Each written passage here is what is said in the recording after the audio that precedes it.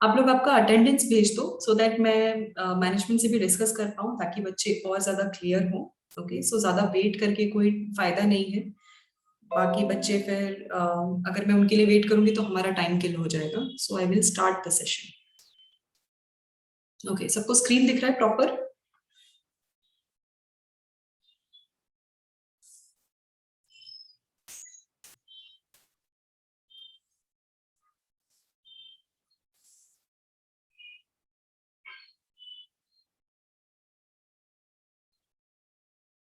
Okay, students, can you see the screen properly?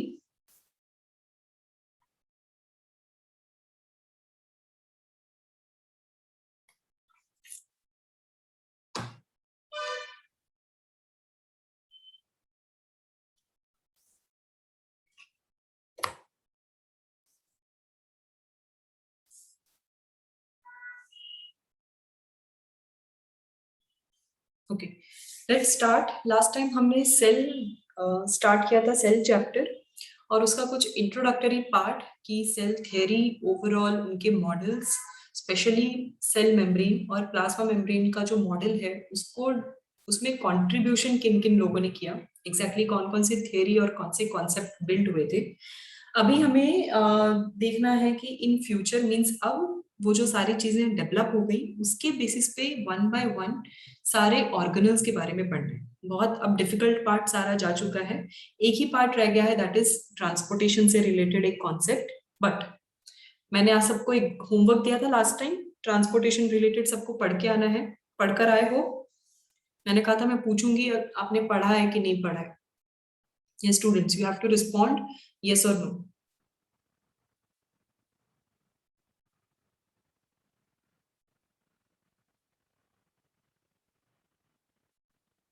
समीक्षा, Sanskriti, Ruchir, Aliza, Sidra, what about you? आप लोग पढ़कर आए हो about transportation which was the homework last time?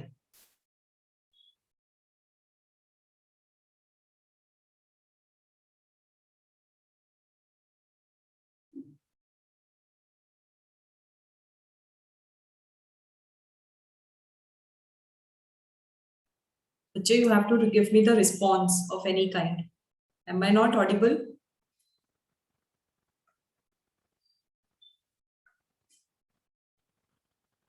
Either yes or no. अगर नहीं पढ़ा है you have to reply. Otherwise I won't move ahead with the class. पढ़ा है मैम। Okay. So बच्चे आपको जितना भी समझ में आया, can you explain little bit, maybe diffusion?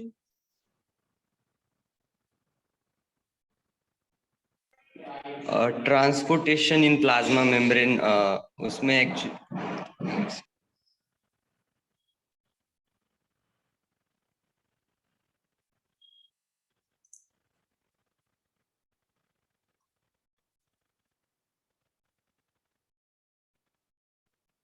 Hello ma'am. Yes.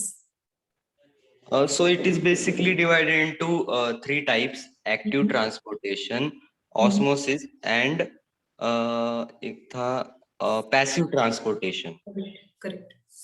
Right, so basically interaction की सेल मेम्ब्रेन या प्लाज्मा मेम्ब्रेन कैसे मूव करते हैं, मींस सब्सटेंसेस का exchange may be in and out of the substance, उससे कैसे डील करते हैं उसके ऊपर है। Sidra, if my voice is breaking, if you are facing some kind of internet issue, you can write your answer. जो बच्चे इंटरनेट इशू फेस कर रहे हैं आपका आंसर लिख दो, देन आई विल अंडरस्टैंड कि एग्जैक्टली आप क्या क्या कह रहे हो। अदरवाइज मैं आपको एक्सप्लेन करने ही वाली हूँ अबाउट ट्रांसपोर्टेशन।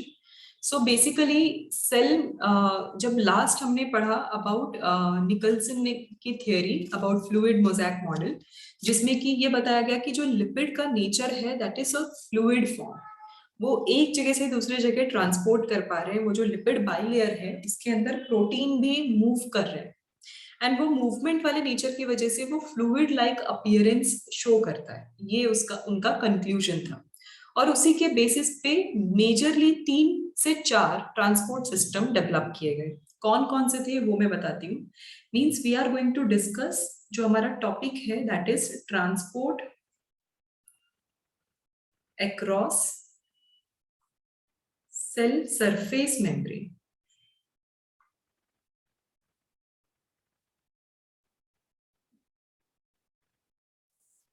कि उनका ओवरऑल जो सेल सरफेस है उसके बाहर और इनसाइड मीन साइटोप्लाज्मा की तरफ वो कैसे मूव करेंगे और इंटरैक्ट करेंगे। अभी इनके में अगर कुछ कॉन्सेप्ट्स एज पर नीट अगर मैं आपको दूं तो पूछा जाता है the width of cell membrane. Cell membrane का ओवरऑल विड्थ कितना है, समवेयर अराउंड 7 नैनोमीटर वाइड। ये आप ध्यान रखो, 6 to 7 का रेंज होता है, आइडियली 7 कहा जाता है। देन इनके बैरियर्स मींस ये किन किन को रोकते हैं, क्यों ये सेलेक्टिवली परमिएबल है। जो भी वाटर सॉल्युबल या पोलर सब्सटेंसेस हैं उनका बैरियर बहुत इंपॉर्टेंट है, अदरवाइज क्या होगा, हर चीज डिसॉल्व हो जाएगी एंड ट्रांसपोर्टेशन हो जाएगा। तो इनको अपने पोर्स हमेशा ओपन या फिर एक्सेप्टिंग नेचर इनको नहीं रखना होता। Reason is they are barrier for water soluble और पोलर सब्सटेंस, दोनों का मीनिंग सेम है। जो जो वाटर में डिसॉल्व हो सकते हैं उनको पोलर सब्सटेंस कहा जाता है। ओके, ये एक चीज है। तो इनके लिए ये बैरियर क्रिएट करेंगे ताकि अननेसेसरी जो भी लेस इंपॉर्टेंट सब्सटेंस है वो ओवरलोड ना करे और क्राउडिंग ना करे। उसके बेसिस पे जो पैटर्न्स हैं वो मल्टीपल टाइप में डिवाइड हुए। तो हमारा जो फर्स्ट टाइप हम पढ़ेंगे that is related to diffusion. Diffusion को आप पैसिव ट्रांसपोर्ट भी बोल सकते हो। Passive transport means there is no requirement of energy, यहाँ पे एनर्जी की कोई भी रिक्वायरमेंट नहीं है, पहली चीज। दूसरा, आप सबको डिफ्यूजन का डेफिनेशन पता है, means movement of substance from higher concentration to lower concentration, higher concentration to lower movement of substance, any substance, चाहे आयंस हो, चाहे हेवी मॉलिक्यूल्स हो, प्रोटीन्स हो, एनीथिंग। प्लस ये जो मॉलिक्यूल्स हैं वो अपने जो उनका कॉन्सेंट्रेशन ग्रेडियंट यानी कॉन्सेंट्रेशन जो चेंज हो रहा है उसके बेसिस पे मूव कर रहे हैं। और उस मूवमेंट की वजह से सपोज अगर क्राउडिंग है तो एक मॉलिक्यूल का मोशन या उसका मूवमेंट दूसरे मॉलिक्यूल के मूवमेंट पे डिपेंडेंट नहीं होता, वो अपना अपना अपने पाथ को चुनेंगे और ट्रांसफर होंगे। इस वजह से डिफ्यूजन के केस में क्या हो जाता है, रैंडम मोशन अकर होता है। ये फिजिक्स और केमिस्ट्री दोनों का ही टर्मिनोलॉजी है। I hope you all understand what is random motion. यानी उस पर्टिकुलर सब्सटेंस की अपनी जो काइनेटिक एनर्जी है उस काइनेटिक एनर्जी को यूज करते हुए वो आगे मूव करेंगे। ये one of the important point हो गया। So this is something related to diffusion. अभी बहुत सारे फैक्टर्स हैं, मींस मेजरली 3 फैक्टर्स हैं जो अफेक्ट करते हैं डिफ्यूजन को। सो 3 फैक्टर्स व्हिच अफेक्ट डिफ्यूजन। ये तो इंडिपेंडेंट चीज हो गई कि मॉलिक्यूल्स अपने हिसाब से मूव कर रहे हैं, but there are still factors या कुछ पॉइंट्स हैं जो इनके मूवमेंट को चेंज कर सकते हैं।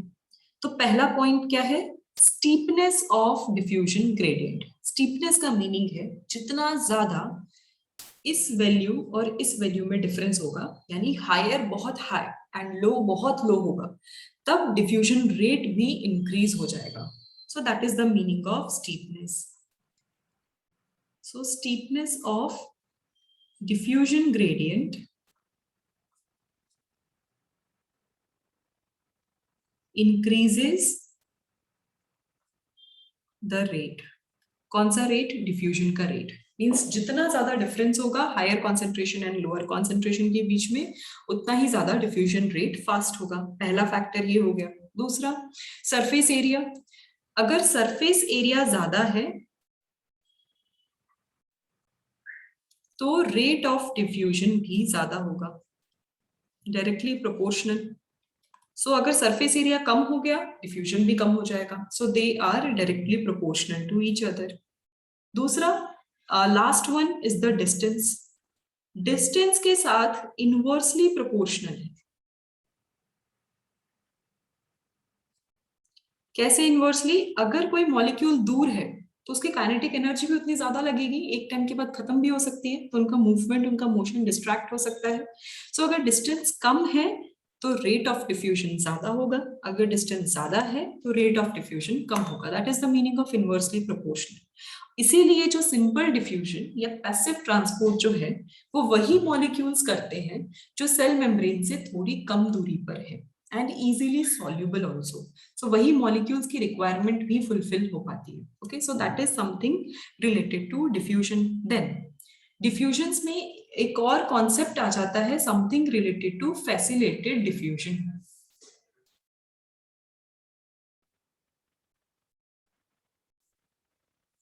ये थोड़ा नया कॉन्सेप्ट है आप लोगों के लिए, फैसिलिटेटेड।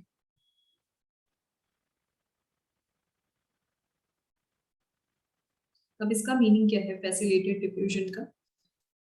फैसिलिटेटेड मतलब स्पेशल ट्रांसपोर्ट प्रोटीन के इस्तेमाल से अगर चैनल बना रहे हैं एंड फिर कैरी करके एक मॉलिक्यूल को लेकर जा रहे हैं, that is known as facilitated diffusion. अभी फैसिलिटेटेड डिफ्यूजन में एनर्जी अभी भी नहीं लग रहा, ये प्रोटीन्स या मॉलिक्यूल्स आपस में एक दूसरे की सहमति के साथ वो सारा काम कर रहे हैं। That is the unique difference, यही एक मीनिंग है। सो इट डजंट मीन कि यहाँ पे कैरियर प्रोटीन है तो एनर्जी भी लगेगा। So what they are doing, they are using special transport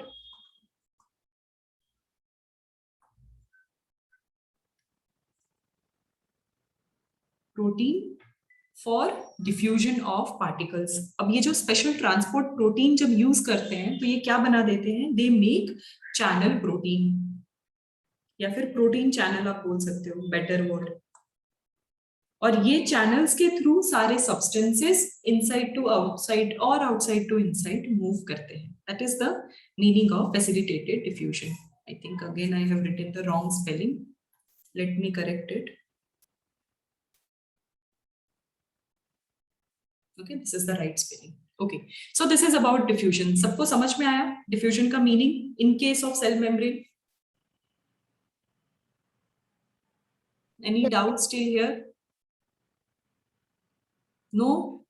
no ma'am. Okay, No, ma'am. Slide change कर दूं? 1 minute. ओके,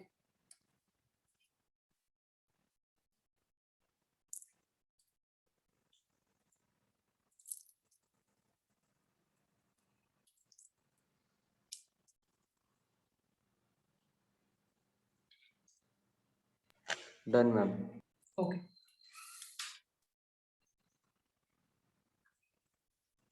सेकेंड टाइप या कह लो सेकेंड कैटेगरी है हमारी ऑस्मोसिस। ऑस्मोसिस और डिफ्यूजन सेम ही है, बस एक ही डिफरेंस है, जब भी वाटर मॉलिक्यूल्स के ग्रेडियंट की बात हो रही है या वाटर मॉलिक्यूल्स के मूवमेंट की बात हो रही है, वो सिचुएशन ऑस्मोसिस बन जाता है। तो जब वाटर मॉलिक्यूल्स का स्पेसिफिक मूवमेंट होगा from higher concentration to lower concentration, that is known as osmosis. Students, just wait for 1 minute. Excuse me for 1 minute.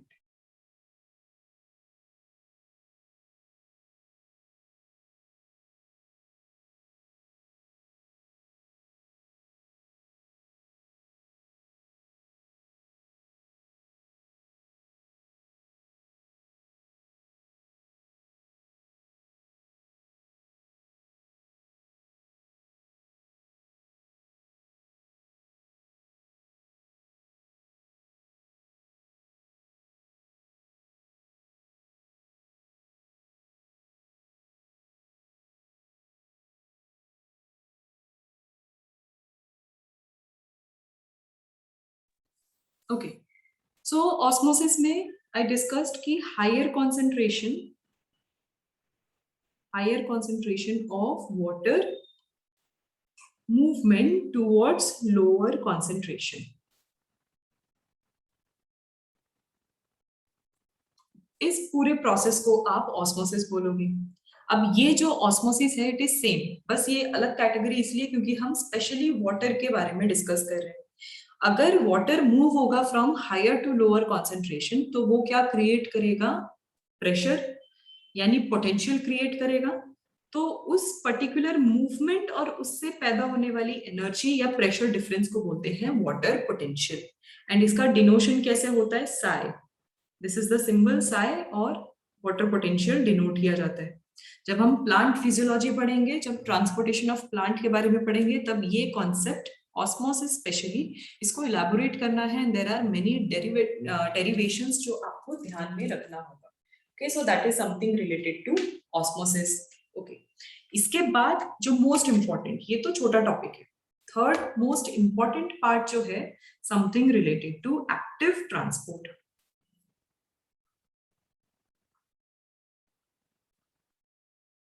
Active transport क्या क्या है? अभी एक्टिव ट्रांसपोर्ट का मेजर मीनिंग है कि आपका एनर्जी रिक्वायर्ड हो रहा है. तो अभी ये कॉम्बिनेशन है किसका? Facilitated diffusion plus energy use. उन दोनों को कंबाइन कर दोगे तो ये बन जाएगा एक्टिव ट्रांसपोर्ट, यानी ATP which is the energy form plus carrier protein. इन दोनों को अगर आप कंबाइन कर रहे हो और उस टाइम पे सब्सटेंस की रिक्वायरमेंट है मूव करने की, उस सिचुएशन को हम बोलेंगे एक्टिव ट्रांसपोर्ट. ये कब होता है? जब ग्रेडियंट, ये जो पर्टिकुलर मूवमेंट है ये रिवर्स कर दो. जब मूवमेंट होगा लोअर टू हायर डायरेक्शन में, यानी against the concentration gradient. Movement will be lower concentration to higher concentration. अगर ऐसी सिचुएशन आ रही है तब एनर्जी की रिक्वायरमेंट होती है और एनर्जी के साथ साथ स्पेशल बाइंडर्स की रिक्वायरमेंट होती है, that is carrier protein. And वो मूवमेंट जो होता है it is always specific and it is going to be one direction only. इसको यूनिडायरेक्शनल मूवमेंट बोलते हैं. ये रिवर्स नहीं जा सकता.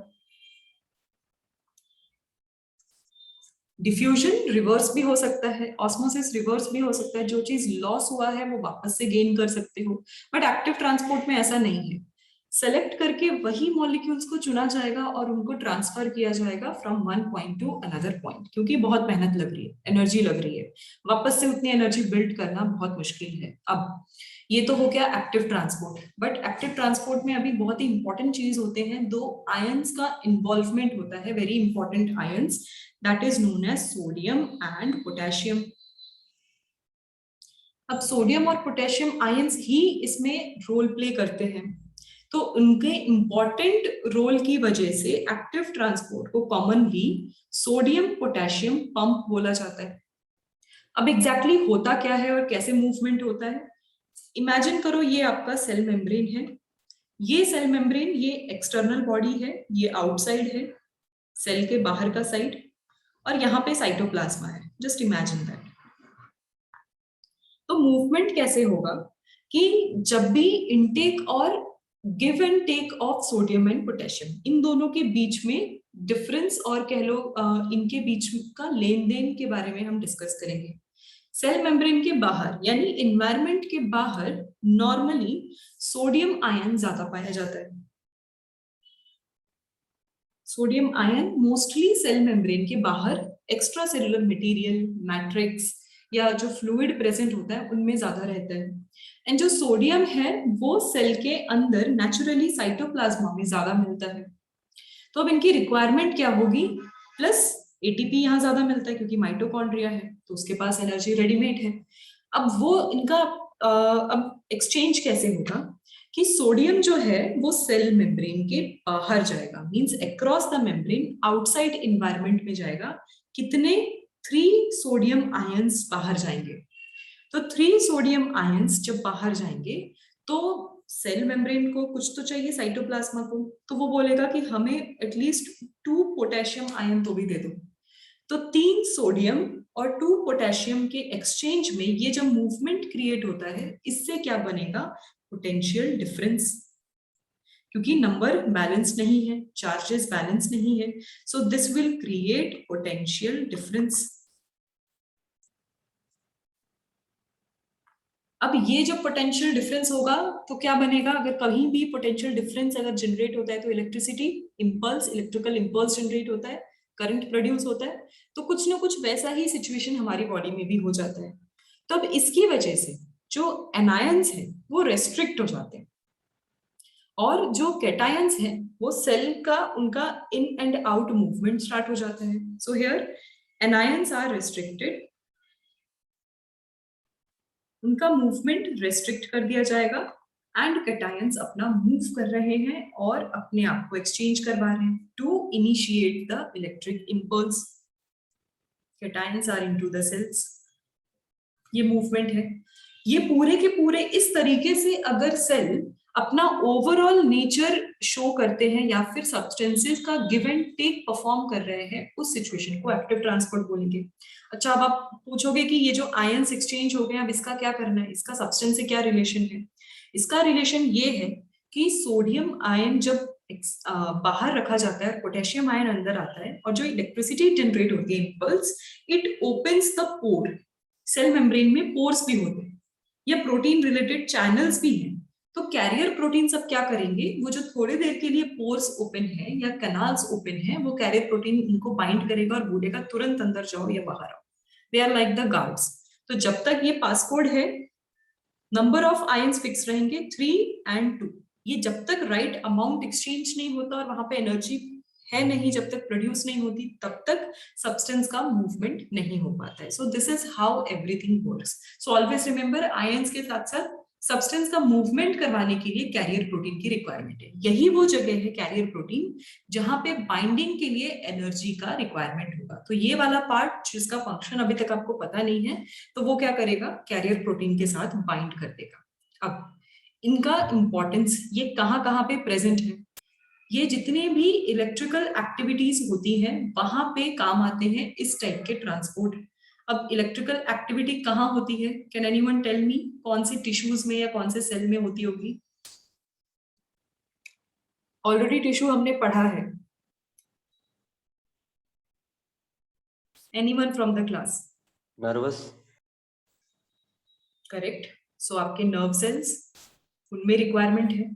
और कहीं उसके अलावा इलेक्ट्रिकल इंपल्स जो आपको पता हो कहाँ मिलेगा? आपके मसल्स में, in some amount. After several contraction and relaxation, muscles में भी स्मॉल पोटेंशियल डिफरेंस प्रोड्यूस होता है. देन आपका हार्ट, जो हार्ट बीट है उसको इनिशिएट ही कौन करवाता है? Electrical impulse. जो आपके पेसमेकर्स होते हैं, ऐसे नोड, एवी नोड, ये सारे नोड्स जो होते हैं, that initiates the electric impulse. तो ये जो इलेक्ट्रिकल एक्टिविटी है इस टाइप के सेल्स में, उसको फुलफिल करवाने के लिए इस टाइप के एक्टिव ट्रांसपोर्ट की रिक्वायरमेंट है. मीन्स इसका मैं फंक्शन बता रही हूँ एंड सिग्निफिकेंस की ये कहाँ पे प्रेजेंट है. Other than your normal cells, बाकी सेल्स को दूसरे टाइप के मूवमेंट की रिक्वायरमेंट होती है. Then overall osmoregulation. अब आप पूछोगे ऑस्मो रेगुलेशन क्यों? ऑलरेडी ऑस्मोसिस हो रहा है. कभी कभी हमारी बॉडी को स्कार्सिटी हो जाती है वाटर की. सो वाटर का जो नॉर्मल फंक्शन है, like loss of water, excretion, वो तो रहेगा ही रहेगा. अब यहाँ पे अगेंस्ट ग्रेडियंट वाटर को इंटैक्ट करना सेल के अंदर, ताकि जब तक वाटर की कमी है उसे फुलफिल कर दिया जाए. उस कमी को पूरा करने के लिए एक्टिव ट्रांसपोर्ट की रिक्वायरमेंट होती है, उसे बाइंड करके रखना ताकि वो ऑस्मोसिस ना कर पाए. और हमारी बॉडी में कुछ देर के लिए वाटर प्रॉपरली रहे, उसका फ्लो थोड़ी देर के लिए रोकने की कोशिश की जाती है ताकि हम डिहाइड्रेट ना हो जाए. That is the concept. So ये सारी चीजें की जाती हैं, फुलफिल किया जाता है with the help of sodium and potassium pump. And जहां भी सिक्रेटरी फंक्शंस हैं, means intense amount of substance secrete करना है या फिर एब्जॉर्ब करना है. So secretion and absorption,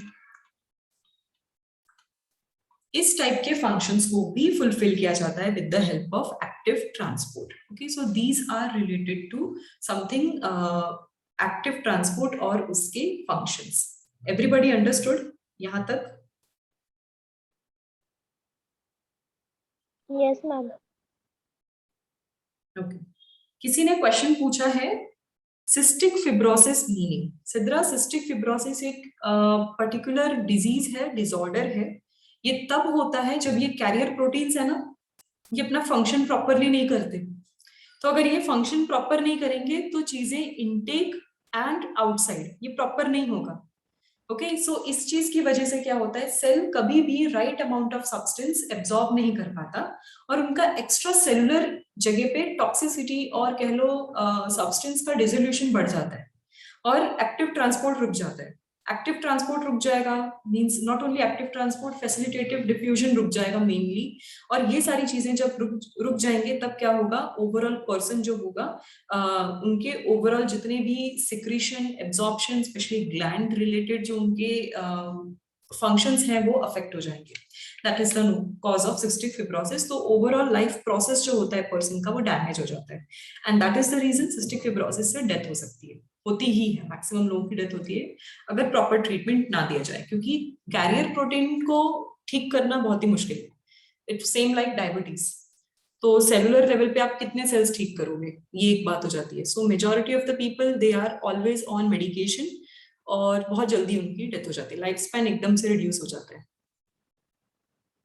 yes Vedant, correct. Flame cells help in osmoregulation, यही काम ही है। एक्सक्रीटरी जो भी एक्सक्रीशन के लिए डेजिग्नेटेड जितने भी सेल्स, ऑर्गन्स, सिस्टम जो भी है, उनका one of the important work is osmo regulation. आप उनको एक्चुअली एक क्वांटिटी डिसाइड करनी पड़ती है कि बॉडी से कितना क्वांटिटी आप एक्सक्रीट आउट कर सकते हो। Immense loss of water body को डिहाइड्रेट करेगा, आप कितना पानी पियोगे। ओके, सो वो बैलेंस आउट करने के लिए वो जो बैलेंसिंग है that is nothing but osmoregulation. Okay, shall I change this slide? एक लास्ट टाइप हमारा बचा है सेल ट्रांसपोर्ट का। Yes ma'am. ओके, सो हमारा फोर्थ कैटेगरी एंड लास्ट और most interesting category is bulk transport. ये technical नहीं है, ये क्वांटिटी जितना कंज्यूम करते हैं उसके ऊपर ये कैटेगरी बनाई गई है। बल्क, बल्क मींस कोई चीज ज्यादा अमाउंट में होती है, उसको हम बल्क बोलते हैं। अब ये बल्क ट्रांसपोर्ट कब होगा? जब सेल के दो सबसे इंपॉर्टेंट प्रोसेसेस होंगे, एक उनका ईटिंग प्रोसेस एंड दूसरा उनका एक्सक्रीशन प्रोसेस। तो जब सेल को ओवरऑल एनर्जी या फूड की रिक्वायरमेंट है और वो एक बार में बहुत सारा सामान या बहुत सारा सब्सटेंस इनटेक कर रहे हैं, उस चीज को बोलेंगे एंडोसाइटोसिस। तो जो बल्क ट्रांसपोर्ट हो गया यानी टेकिंग और इनगल्फिंग द सब्सटेंस, तो एंडोसाइटोसिस हो गया। और अगर वही सारे डाइजेशन एंड प्रोसेसिंग के बाद अगर वेस्ट मटेरियल प्रोड्यूस हो रहा है और वो वेस्ट मटेरियल सेल से बाहर एक्सक्रीट आउट किया जा रहा है, दैट इज एक्सोसाइटोसिस। तो बल्क ट्रांसपोर्ट डिवाइडेड है टू पार्ट्स में, one is endocytosis and another one is exocytosis. अब जो एंडोसाइटोसिस है उसमें भी दो सब कैटेगरीज इन्वॉल्व हैं। पहला है फेगोसाइटोसिस, आप लोग ऑलरेडी ये सारी टर्मिनोलॉजीज जानते हो, एंड दूसरा है पिनोसाइटोसिस।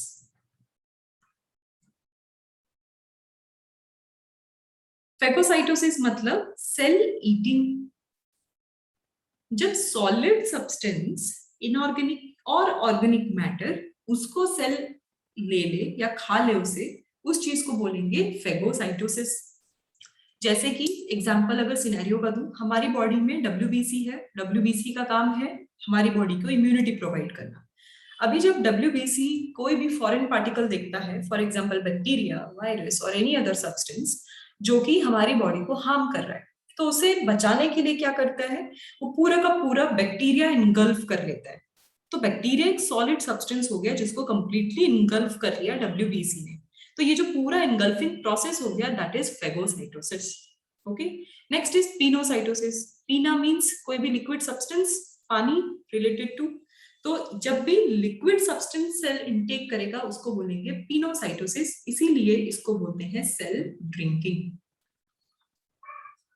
यहाँ पे लिक्विड और सेमी लिक्विड या फ्लूइड फॉर्म में सब्सटेंसेस को इनटेक किया जा रहा है, that is pinocytosis. And exo means excrete waste material,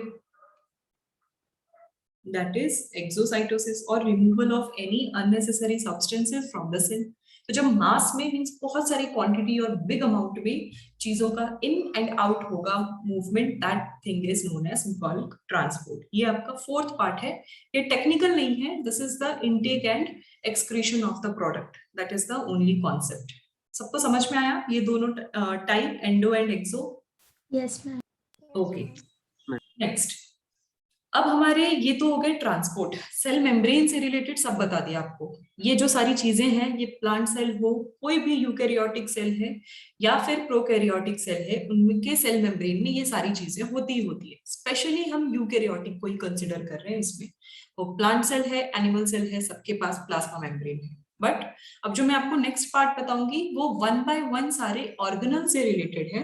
but उससे पहले सेल वॉल इंपॉर्टेंट है, क्योंकि प्लांट, फंगस या जितने भी इंपॉर्टेंट यूकैरियोटिक सेल्स हैं वो कुछ ना कुछ सेल वॉल तो कैरी करते ही हैं। We can not ignore that fact.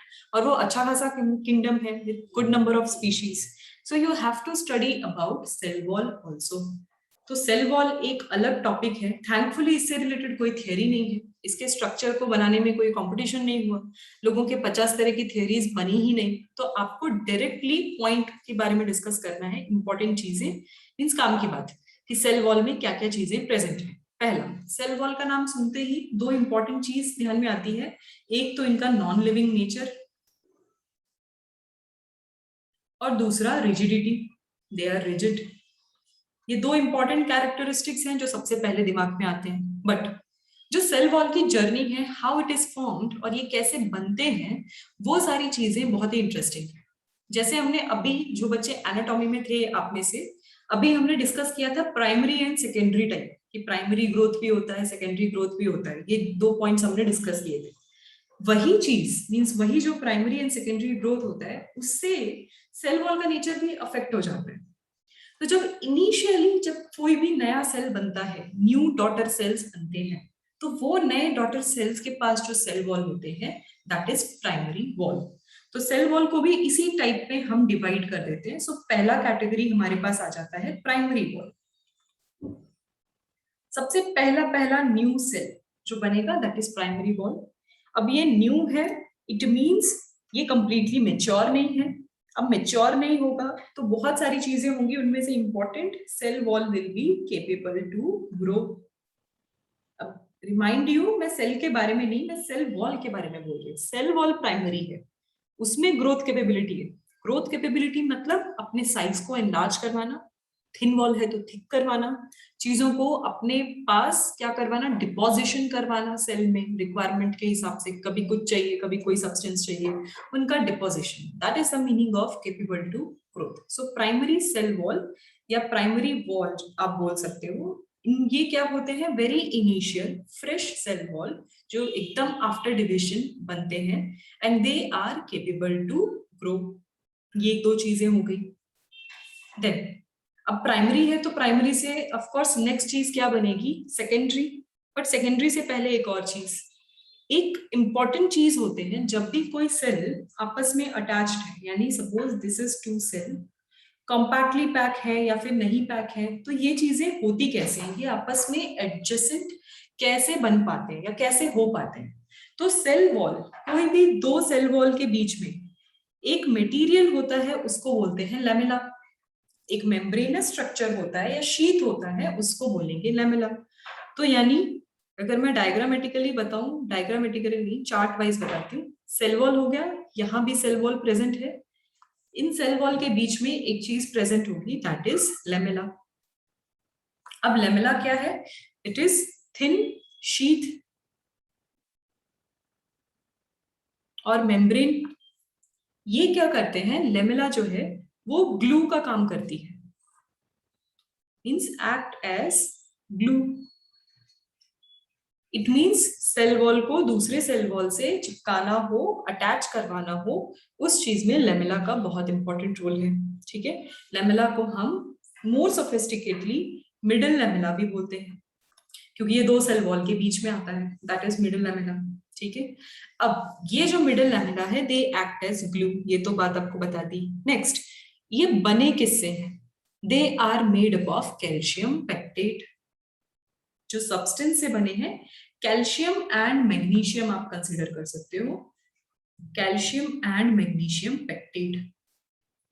ये इंपॉर्टेंट सब्सटेंस हैं जिनसे ये लैमेला बनता है, इनकी ही मेम्ब्रेन होती है, और वो मेम्ब्रेन दो चीजों को यानी दो सेल वॉल्स को आपस में जोड़ के रखते हैं। इसीलिए प्रॉपर जो टिश्यू, वो पूरा लेयर जो आप देखते हो, यूनी लेयर, मल्टीपल लेयर, ये सारे लेयर्स एक दूसरे से अटैच हो पाते हैं because of this particular component. ना सेल वॉल का ये इंट्रोडक्टरी था कि सेल वॉल मेच्योर होने से पहले प्राइमरी सेल वॉल होता है एंड उसको अटैच करवाने के लिए मिडल लेमेला की रिक्वायरमेंट होती है। मैं स्टार मार्क कर देती हूँ क्योंकि क्वेश्चन पूछा जाता है।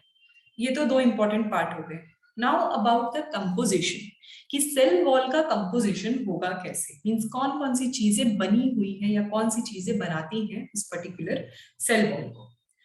जब प्राइमरी सेल वॉल ग्रोथ की कैपेसिटी में होता है, यानी वो ग्रोथ फेज में होते हैं एंड चीजें इनटेक कर रहे होते हैं, तभी वो बहुत सारी चीजें as per the requirement, as per their fate और उनके टिश्यू के टाइप के बेसिस पे वो चीजें ऐड करते जाते हैं। नेक्स्ट, ये चीजें ऐड कर ली तो उनका मेजर कॉम्पोजिशन जो है that is actually made up of fibrils या फाइबर्स कह लो। मीन्स इन रियलिटी, मैं अगर प्लांट सेल की बात करूं, ये मैं जो भी कंडीशन, ये जो टाइप है that is I am talking about plant, ideally I am talking about plant cell.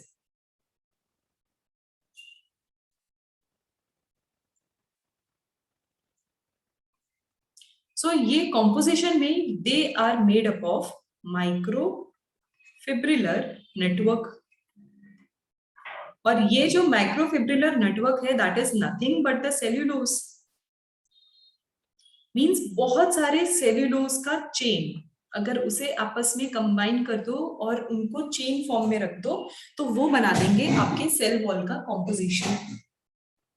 ये एक चीज हो गया। देन अभी इनके साथ साथ नॉन सेल्यूलोजिक पॉलीसेकेराइड्स भी ऐड होते हैं। तो डिपेंडिंग अपॉन द सिचुएशन, अगर वो सेल ऐसा है कि वो क्या काम कर रहा है, सपोज उसे टफ और रिजिड होना है तो वो चीज लिग्निफाइड हो जाएगी, ठीक है। अगर उसे क्यूटिकल, अभी हमने सुबह की क्लास में देख लिया, अगर क्यूटिकल या वैक्स प्रोड्यूस करना है तो क्यूटिन हो जाएगा। किसी किसी में तो सिलिका प्रेजेंट होता है, किसी में मैग्नीशियम प्रेजेंट होते हैं। तो ये सारी चीजें जो है वो प्रेजेंट होने लगती है। So composition is made up of cellulosic chain that is microfibrillar plus non cellulosic polysaccharide.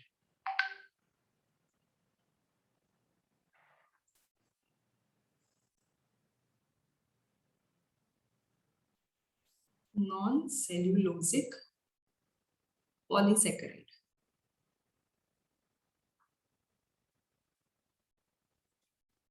Plus some proteins, अगर किसी प्रोटीन की रिक्वायरमेंट हुई तो वो प्रोटीन्स। अभी ये क्या क्या हैं, कौन कौन से कंपोनेंट्स हैं, एवरीबॉडी नो ऑलरेडी। वो कंपोनेंट्स हो सकते हैं मे बी पेक्टिन, किसी किसी में पेक्टिन चाहिए और रिजिडिटी चाहिए तो पेक्टिन की तरह ही लिग्निन,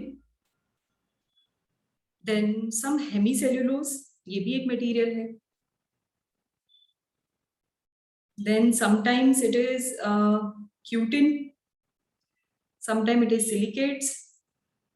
जो शार्पनेस आती है लीव्स में, स्पेशली बैम्बू लीव्स या ग्रासेस में होता है, कभी कभी हाथ कट जाता है उनसे, सो वो जो शार्पनेस होती है that is because of the silica. And one more interesting fact related to silica, जो आप सबने सुना होगा ऑस्ट्रेलिया में या कैलिफोर्निया में कहीं ना कहीं हर साल आग लग जाती है। तो वो जो वाइल्ड फायर होता है, forest fire, that is because बहुत ज्यादा अगर हाई टेम्परेचर है और विंड बहुत ज्यादा है, यानी वो आंधी तूफान बहुत तेज आ रहे हैं, तो ये जो सिलिका होते हैं ना, यानी सारे पत्ते पेड़ आपस में टकराते हैं बहुत बार, तो जो कंटिन्यूसली टकराते हैं तो वो टकराने की वजह से वो स्पार्क प्रोड्यूस करते हैं फायर के, और वो चिंगारी की वजह से पूरे जंगल में आग लग जाती है। यही रीजन है कि गर्मियों के टाइम पे, जैसे ऑस्ट्रेलिया में सर्दियों में गर्मियां आती है, मीन्स हमारे लिए सर्दी होती है, उनके लिए गर्मी होती है, बट जो वेस्ट है like America, northern America, southern America, ये सारा जो रीजन है, यहाँ पे क्या होता है, जैसे मई जून का टाइम है, हमेशा वाइल्ड फायर आपने देखा ही होगा, हमेशा नोटिस किया होगा। So that is because of the silica, this is the culprit actually man. So these are what, these are non cellulosic saccharides, और इनका इन्वॉल्वमेंट होता है। सो ओवरऑल जो सेल वॉल है ये दो इंपॉर्टेंट मटेरियल से बना है। ओके, ये तो मैंने आपको बता दिया एक टिपिकल प्लांट सेल, उसका कंपोजिशन कैसा होगा। नाउ कुछ और भी यूकैरियोटिक हैं। तो सबसे पहला जो मैं आपको सबसे अलग बता दूंगी that is fungus. Composition almost same ही है, but they are cellulosic multiple chains की बजाय they are made up of chitin chitin polymers, बहुत सारे काइटिन के चेन्स होंगे, and that chitin is nothing but one important substance, आप already जानते हो उस सब्सटेंस को, एन एसिटाइल ग्लूकोज अमाइन। सुना है ये नाम? इससे आपके बहुत सारे क्वेश्चन सॉल्व हो जाएंगे। बताओ सुना है या नहीं N acetyl glucose amine? Yes, ma'am. Yeast में भी Yes, होता ma'am. है। राइट, फंगस है तो यीस्ट होगा ही। नैग आपने सुना था किसमें? बैक्टीरिया में। तो मोनेरन्स के सेल वॉल भी इसी से बने हैं। सो कंपोनेंट आपको पता चल गया। प्लांट का ही नहीं पता था तो सारी चीजें आपको पता चल गई कि सारे सेल वॉल्स जितने भी यूकैरियोटिक सेल वॉल्स हैं वो एग्जैक्टली कौन कौन सी चीज से बने हुए हैं। Everybody understood? Yes, ma'am. Okay, लिख लिया सबने या मैं वेट करूं? 1 minute, ma'am. ओके,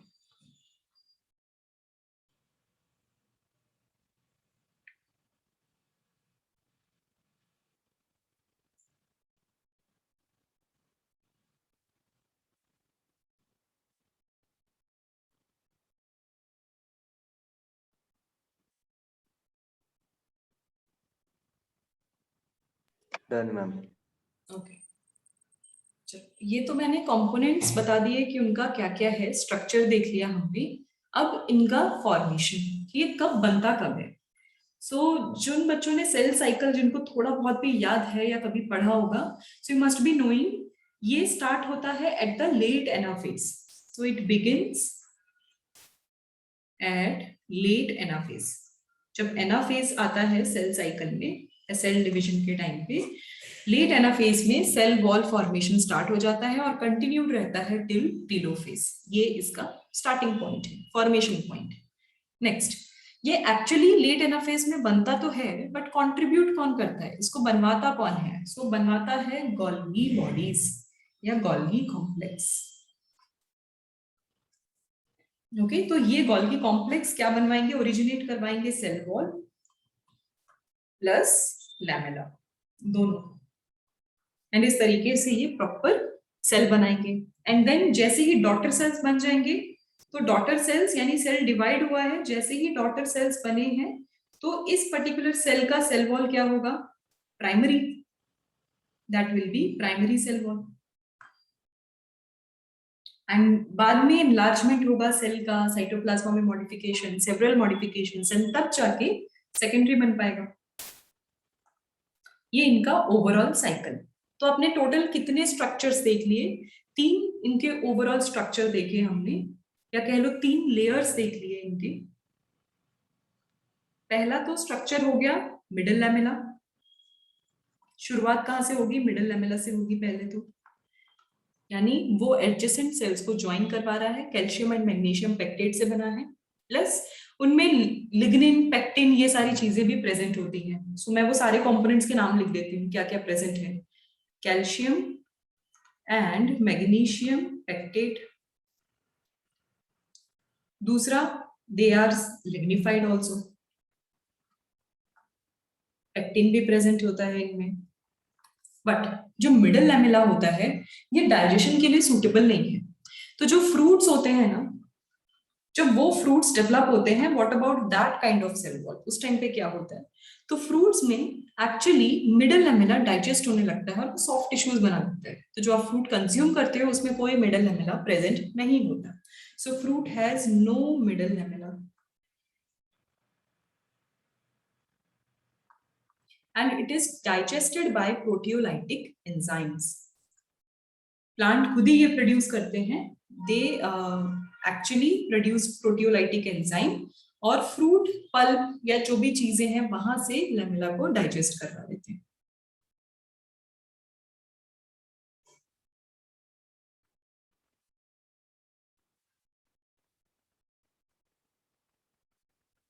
ये इसका major concept about middle lamella, ये एक पढ़ लिया हमने। दूसरा और क्या पढ़ लिया, कौन सी चीज देख ली? Primary cell wall. Primary cell wall यानी जो फर्स्ट सेल वॉल बनता है, it is always thin, elastic, ठीक है, ओपन टू ग्रोथ। ये इनका major concept. Then third part हमने क्या पढ़ लिया? About secondary cell wall. Secondary cell wall जो है, यानी इसमें फाइनली लेमेला से या साइटोप्लाज्मा से, गोल्गी बॉडी से सारे कंपोनेंट्स डिसॉल्व हो चुके हैं, डिपॉजिट हो चुके हैं इनके डिफरेंशिएशन के बेसिस पे। तो ये जो सेकेंडरी सेल वॉल है, ये 3 मेजर पार्ट्स में डिवाइडेड है, यानी जो एक्चुअली रियल सेल वॉल है जो आप पढ़ते हो, it is divided into 3 layers, outer, middle and inner most layer. और इनको क्योंकि ये सेकेंडरी है, इसीलिए S1, S2 और S3 भी बोलते हैं। तो अगर ऐसे वर्ड्स आप देख लो, ऐसे S1 सेल वॉल लिखा है या S2 सेल वॉल लिखा है, तुरंत समझ जाना ये बात कह रहे हैं सेकेंडरी सेल वॉल की। एवरीबॉडी अंडरस्टूड सेल वॉल के बारे में? Yes, ma'am. Okay. So giving 1-2 minutes extra time, everyone please write down.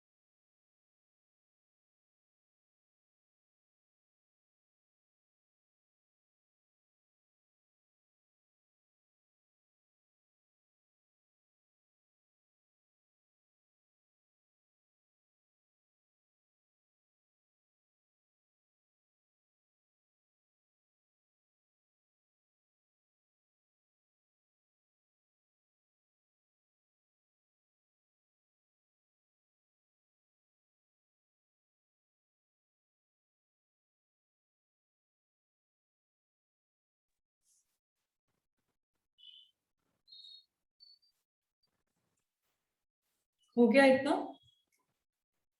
Yes, ma'am. Yes, ma'am. Okay, चलिए अभी नेक्स्ट आप लोगों का क्या क्या कॉन्सेप्ट हो गया? आपका प्लाज्मा मेम्ब्रेन हो गया, देन सेल वॉल के बारे में हो गया, प्रोकैरियोटिक तो हो ही चुका है ऑलरेडी। तो अब बचा क्या? आपके बाकी यूकैरियोटिक सेल ऑर्गेनल्स।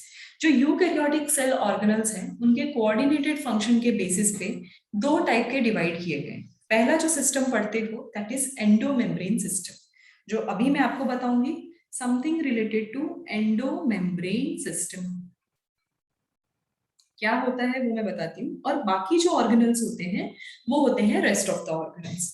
तो एंडोमेम्ब्रेन सिस्टम अब होता क्या है? इट मींस वो सारे मेम्ब्रेन बाउंड ऑर्गेनल्स जिनके फंक्शंस कोऑर्डिनेटेड हैं और एक साथ एक फंक्शन कर रहे हैं। मींस कोऑर्डिनेटेड फंक्शन मींस एक का काम कंटिन्यू हो रहा है दूसरे ऑर्गेनल के पास, एंड सो ऑन, वो साइकिल रिपीट हो रहा है। So they are making all the cycles and phases also. So वो सारे के सारे एंडोमेम्ब्रेन सिस्टम में आते हैं। तो 2 इंपॉर्टेंट पार्ट जो इसमें समझना है, पहला ये कि they have coordinated function,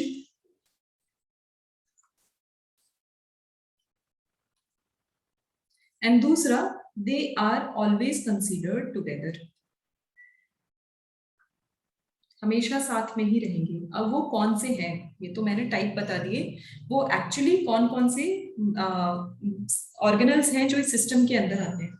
so major 4 types हैं। पहला है गोल्गी कॉम्प्लेक्स,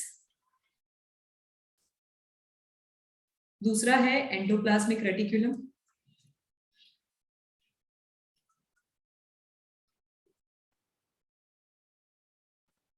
तीसरा है लाइसोसोम्स, एंड चौथा है वैक्यूल्स। ये 4 मेन इंपॉर्टेंट हैं जो एंडोमेम्ब्रेन सिस्टम में आते हैं। और बाकी जो अदर ऑर्गेनल्स, यानी जो एंडोमेम्ब्रेन्स में नहीं आते, वो सारे हो गए अदर्स की कैटेगरी में या रेस्ट ऑफ द ऑर्गेनल्स की कैटेगरी में आ जाते हैं। वो कौन कौन से हैं? Mitochondria, then chloroplast and peroxisomes. ये मेजर 3 है। अभी इनका जो फंक्शन है ये बिल्कुल भी इनसे रिलेटेड नहीं होता, कनेक्टेड नहीं होता, इनका इंडिपेंडेंट साइकिल चलता है। और इनका जो है, इनका इंडिविजुअली कनेक्टेड है। कैसे कनेक्टेड है वह मैं 1 बाय 1 बताती हूँ। आज मैं सिर्फ एंडोमेम्ब्रेन तक ही बताऊंगी, रीजन इज ऑलरेडी टाइम कम है। दूसरा, कल आप लोगों के एग्जाम है तो मुझे लंबी क्लास नहीं रखना, ऑलरेडी PNMT 2 की तो ये सेकंड क्लास है, सो आपको और भी प्रिपरेशंस करनी होंगी एंड ज्यादा बच्चे आज कनेक्टेड नहीं है, सो एट द एंड मुझे वो सारी चीजें फिर से रिपीट करनी ही पड़ेगी। तो फर्स्ट एंडोमेम्ब्रेन में आपको बता देती हूँ कैसे एक दूसरे से कनेक्टेड है, वो भी कॉन्सेप्ट आपको क्लियर हो जाएगा। पहली चीज जो पहला हम डिस्कस करते हैं, let's start with endoplasmic reticulum. अभी एंडोप्लाज्मिक रेटिकुलम्स का क्या है, दे आर नेटवर्क्ड और कह लो रेटिकुलेटेड ट्यूबुलर स्ट्रक्चर। तो ट्यूब बेस्ड या ट्यूब लाइक बहुत सारे नेटवर्क्स डेंस कनेक्शन बनाते हैं और ये कंटिन्यूअस स्ट्रक्चर फॉर्म करते हैं endoplasmic reticulum and they are membrane bound also. तो पहला कैरेक्टरिस्टिक्स, दे हैव मेम्ब्रेन। दूसरा, network of tiny tubular structures, ये एक चीज हो गई। दूसरा, they are scattered in cytoplasma, of course cytoplasma में ही होगा और कहां जाएगा। So overall they are scattered in cytoplasma, plus इनके स्कैटर्ड नेचर और लार्ज कंट्रीब्यूशन की वजह से ये पूरे के पूरे साइटोप्लाज्मा या कह लो इनसाइड सेल के एनवायरनमेंट को ही दो पार्ट्स में डिवाइड कर देते हैं। तो पहला तो कर देते हैं, they divide into compartment, actually they divide the cell into compartment.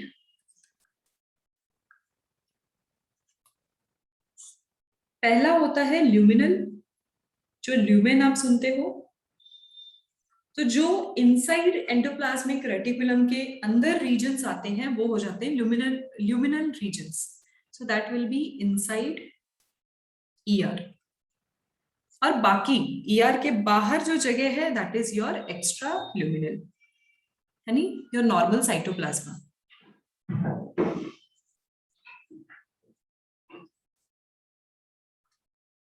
ये एक चीज हो गई। दूसरा, इनके अडेप्टेशंस। कुछ एंडोप्लाज्मिक रेटिकुलम्स जो हैं वो राइबोसोम के साथ एसोसिएट हो जाते हैं, यानी उनके साथ अटैच हो जाते हैं, तो वो चीज बन जाती है रफ एंडोप्लाज्मिक रेटिकुलम। और जो ऐसा नहीं करते वो स्मूथ में रह जाते हैं। सो अगेन इनको दो मेजर कैटेगरीज में डिवाइड कर दिया गया, the rough endoplasmic reticulum and smooth endoplasmic reticulum. Okay, ये स्लाइड चेंज करूं, उनकी कंपैरेटिव स्टडी एक बार देख लेते हैं।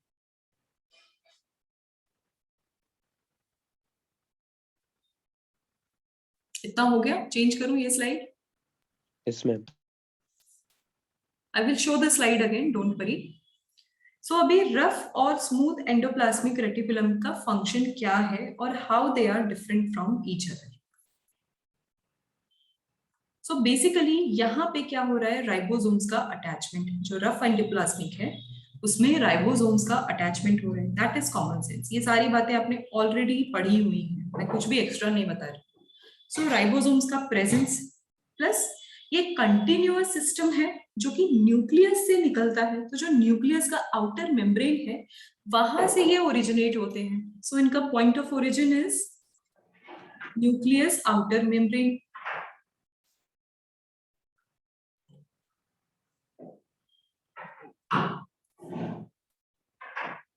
And they make a continuous system. और इनका मेजर रोल क्या होता है, प्रोटीन सिंथेसिस। अगर high amount of protein synthesis की रिक्वायरमेंट है, प्लस सेंट्रल डोग्मा के टाइम पे जब भी ट्रांसलेशन होता है, आरएनए से प्रोटीन बनाना होता है, तब राइबोसोम की इन्वॉल्वमेंट होती है एंड उसी टाइम पे एंडोप्लाज्मिक रेटिकुलम भी हेल्प करता है in all the kind of protein synthesis. ये हो गया इंपॉर्टेंट पार्ट। दूसरा, जिनमें राइबोसोम्स नहीं होगा उनका क्या, वो क्या काम करेंगे, तो इनका मेजर इंपॉर्टेंट पार्ट है लिपिड सिंथेसिस, उसमें इनका इंपॉर्टेंट रोल है।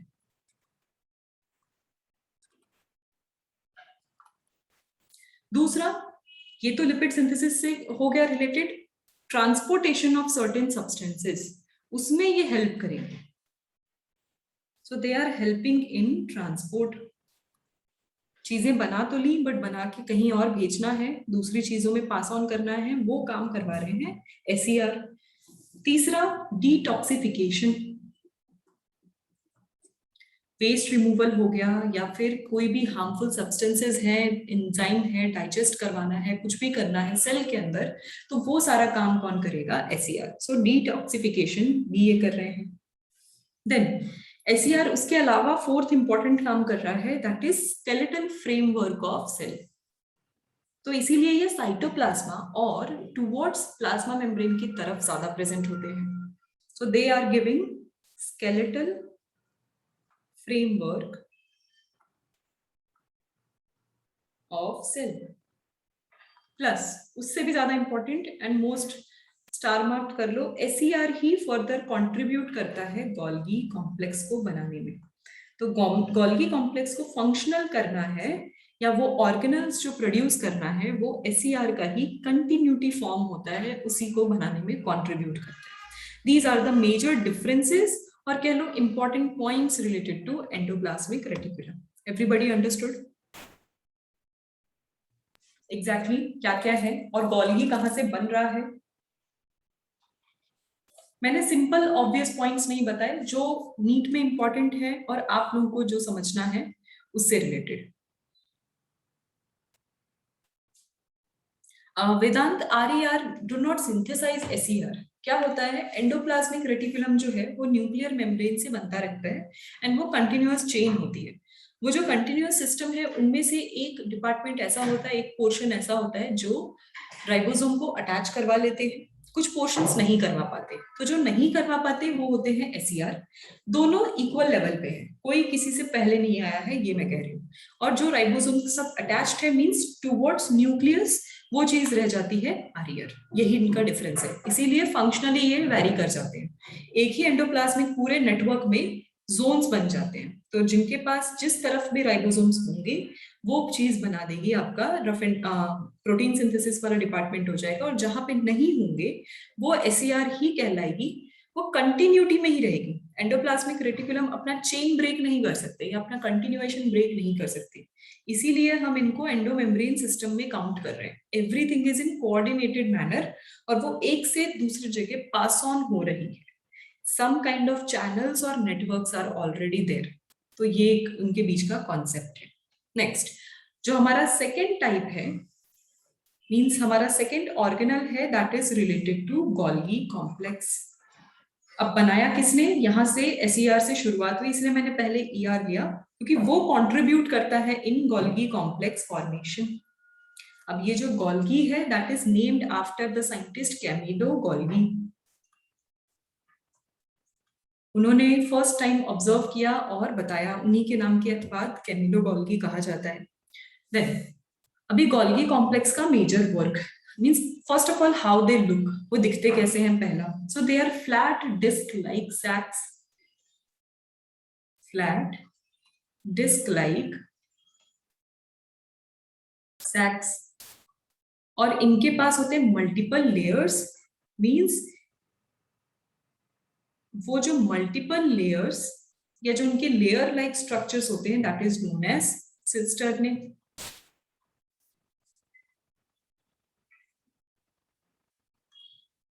कि ये इनका स्ट्रक्चर हो गया, plus all the flat disc are arranged parallelly to each other, arranged parallelly. अभी इनका ओवरऑल गोल्गी कॉम्प्लेक्स का अरेंजमेंट कहाँ होता है, they are arranged near nucleus. Of course SER ने बनाया उनको।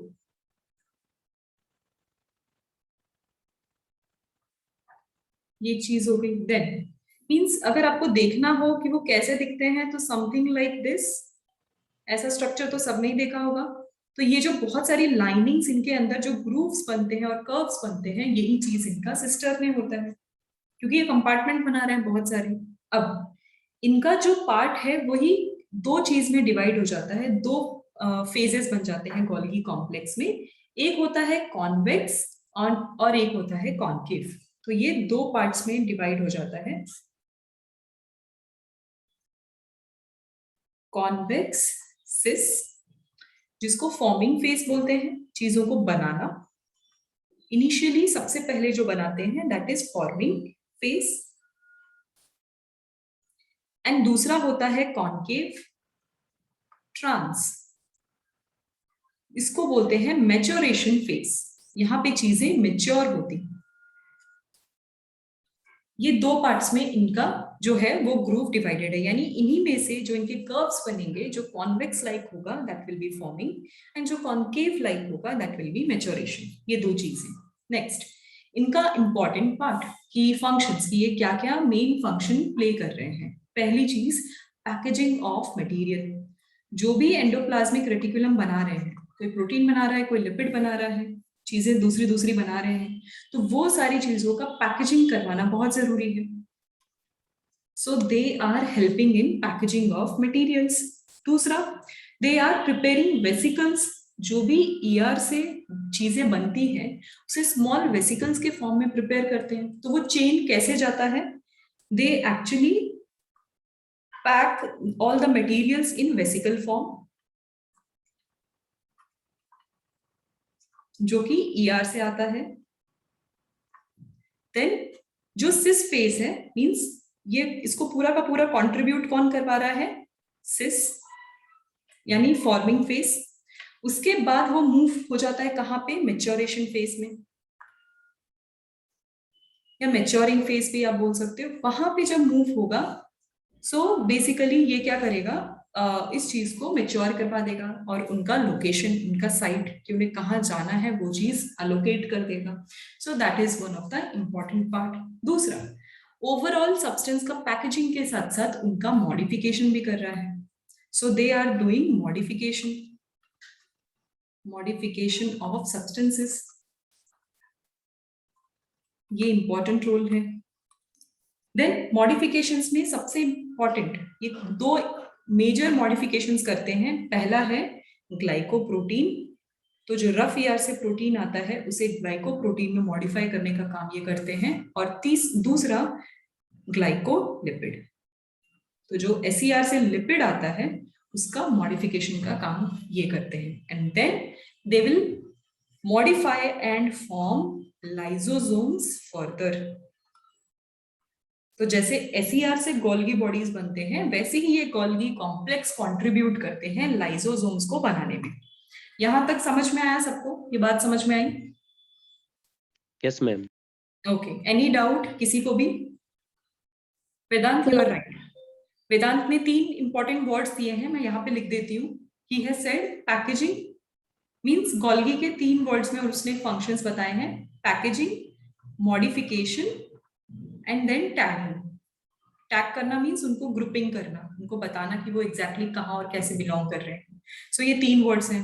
सो नाइस वन, ये भी आप याद रख सकते हो। ओके, ये स्लाइड चेंज कर दूं मैं? Yes. चलो, तो ये हो गया about our second endomembrane part, that is Golgi complex. Third part आ जाता है about lysosomes. Lysosomes very easy. Lysosomes का काम है जो भी चीजें इसके पास आ रही है उसे बस डाइजेस्ट कर दो, डीनेचर करवा दो, डाइजेस्ट करवा दो, कंप्लीटली नलिफाई करवा दो, उसका अस्तित्व खत्म कर दो। That is the main work of lysosomes. तो बेसिकली चीजों को डाइजेस्ट करवाना है तो किसकी रिक्वायरमेंट होगी, एंजाइम्स की रिक्वायरमेंट होगी। तो इनके पास जो डाइजेस्टिव एंजाइम्स होते हैं, डाइजेस्टिव का बेटर वर्ड होता है हाइड्रोलाइटिक। डाइजेस्टिव एंजाइम्स आपके लिए लिख रही हूं, बट वर्ड मॉड्यूल में, बुक में और एग्जाम में हाइड्रोलिटिक आएगा।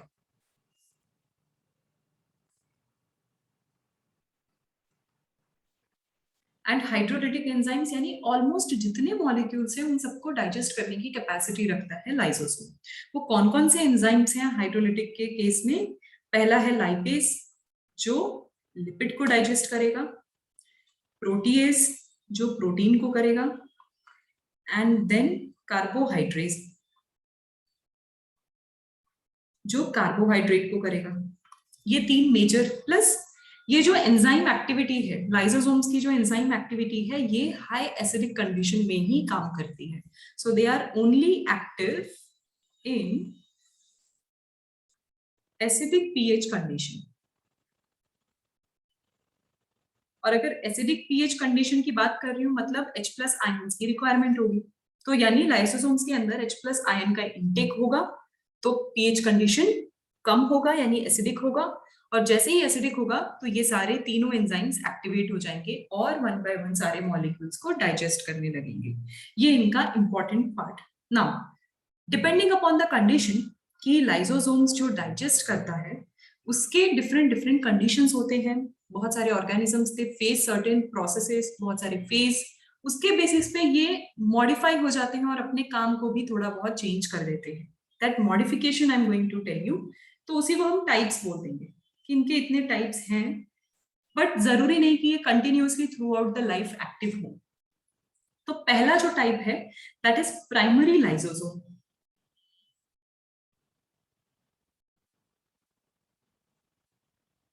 प्राइमरी लाइसोसोम मतलब जो फ्रेश गोल्गी बॉडी से अराइज होता है, that is primary lysosome. So they are what, they arise from Golgi complex and they contain enzymes. Enzyme का कंट्रीब्यूशन कौन करेगा? RER, रफ एंडोप्लाज्मिक रेटिकुलम, इनके एंजाइम्स को कंट्रीब्यूट करेगा। मतलब मांगी हुई चीजें, गोल्गी ने इनको बनाया, RER ने इसमें एंजाइम्स भर दिया, तो वो जो नया नवेला लाइसोसोम बन जाता है उसको हम बोलते हैं primary lysosomes. Then next is about secondary.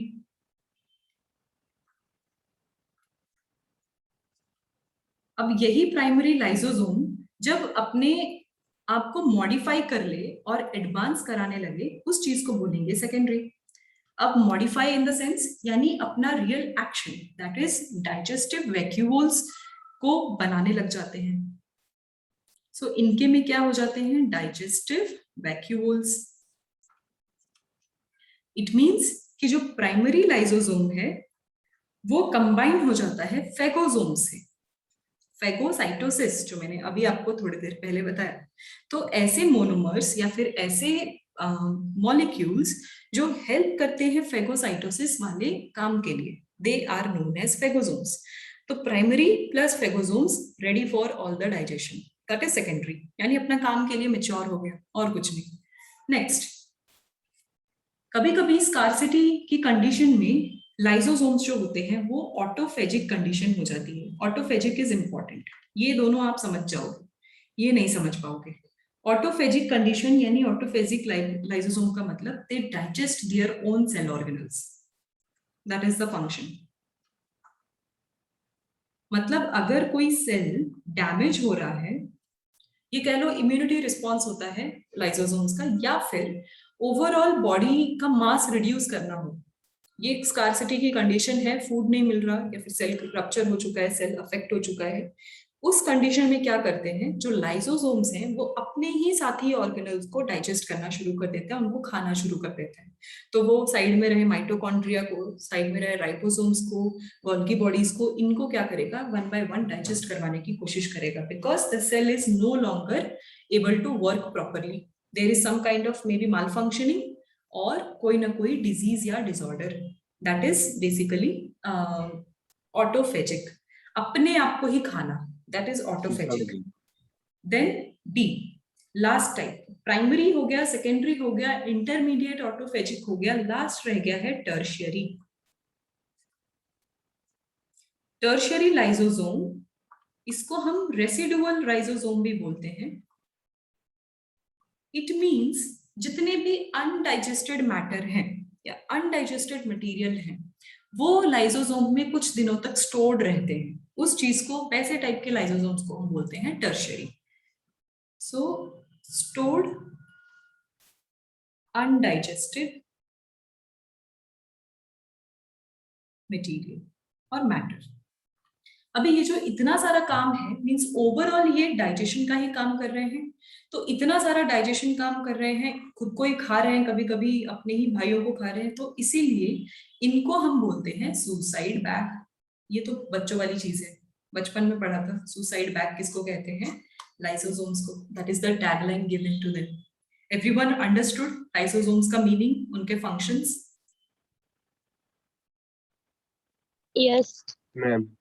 Okay, चलो हमारा लास्ट, अब लास्ट एंड लास्ट ही रह गया, ऑर्गेनल्स में नहीं बट हमारे एंडोप्लाज्मिक एंडोमेम्ब्रेन सिस्टम का लास्ट पार्ट रह गया है अबाउट वैक्यूल्स। अभी वैक्यूल्स में बताने के लिए कुछ है नहीं, बट स्टिल मैं बता देती हूँ. They are single membrane organelles.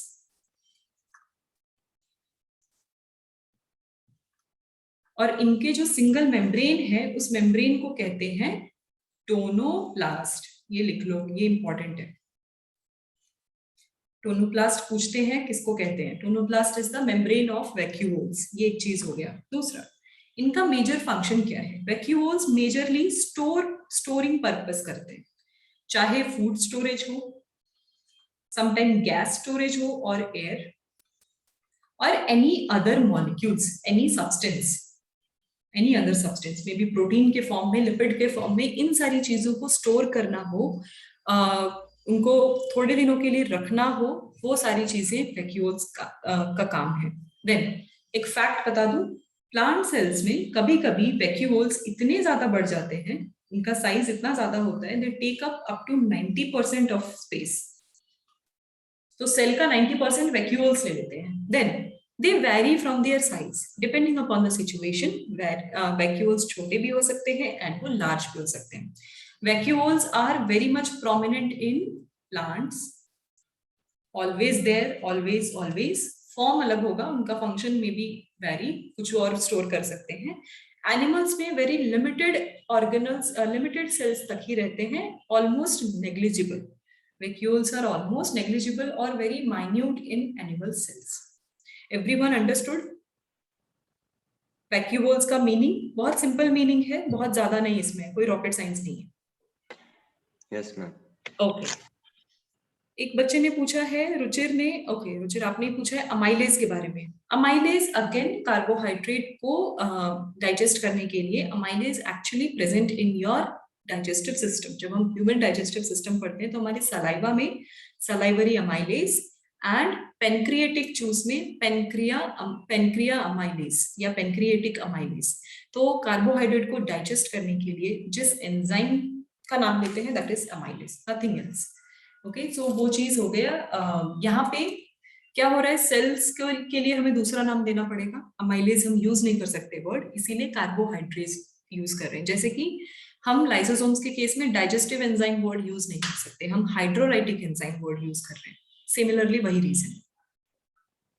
Okay, सबको समझ में आया आज का topic, all the endomembrane system and transportation system. Yes ma'am.